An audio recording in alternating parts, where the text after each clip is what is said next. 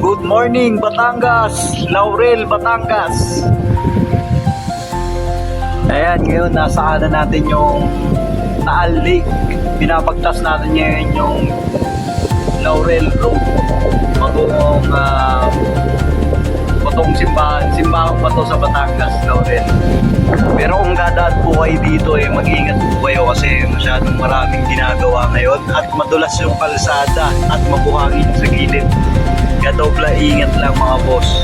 Ops, pakurbada, kailangan natin pag-alala ng konti, mahalang motor. Ayan, at basta siya, konti-konti lang. Pogi lang, sa gilid-gilid. Mga boss. Ayan na po, ngayon nakakatulad tayo dito. Woo! Sarap pag-motor! Ito na! At yan, medyo malapit na tayo sa Simbahang Bato. Dire-diretso na lang po at bandang kaliwa. Siguro mga 50 to 60 meters na tayo sa ating destinasyon na Simbahang Bato.